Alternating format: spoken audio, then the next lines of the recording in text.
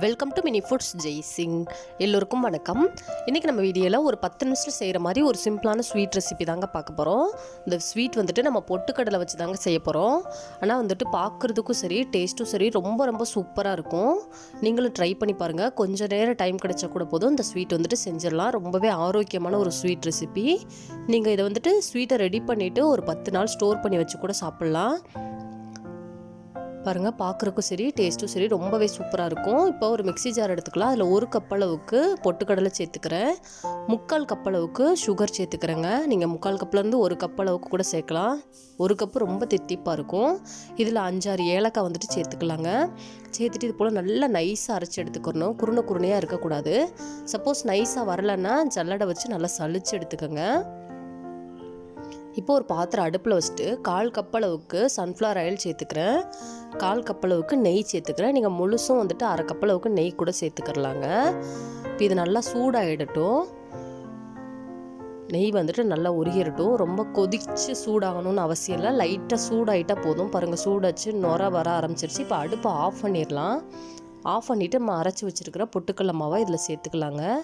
சேர்த்துட்டு இது போல் பொறுமையாகவே நம்ம கலந்து கொடுத்துக்கிறணும். ஸ்டார்டிங்கில் உதிரியாக உப்புமாவோட பதத்துக்கு தான் இருக்கும். கொஞ்சம் நேரம் நம்ம நல்லா கலந்து விட ஆரம்பித்ததுக்கப்புறம் நல்லா சாந்து மாதிரி ஒன்று சேர்ந்து வந்துடுங்க. பாருங்கள், இப்போ உதிரியாக இருக்கிற மாதிரி தான் இருக்குது.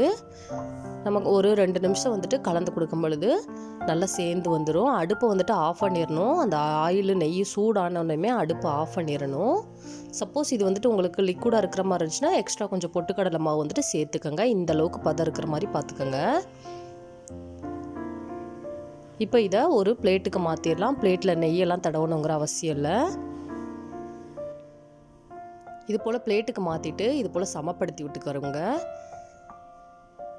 இது போல் ஈவனாக வர மாதிரி சமப்படுத்தி விட்டுக்கலாம். இதை ஒரு ஃப்ரிட்ஜில் ஒரு 15 மினிட்ஸ் வச்சு எடுக்கலாங்க. இல்லாட்டினா வெளியிலேயே வந்துட்டு ஒரு 1 மணி நேரத்துலேருந்து 2 மணி நேரம் வரைக்கும் நல்லா ஆற வச்சிடலாம். அந்த நெய்யோட சூடில் இது ஒரு எல்லாம் சூடான பதத்தில் தான் இருக்கும். நல்லா ஆறிடுச்சுன்னா இது போல் நல்லா திக்காயிட்டு வந்துடும். நமக்கு வேணுங்கிற ஷேப்பில் இது போல் கத்தி வச்சு கட் பண்ணிவிட்டு சாப்பிட்லாங்க. வாயில் வச்சோன்னா கரைஞ்சி போயிடும்.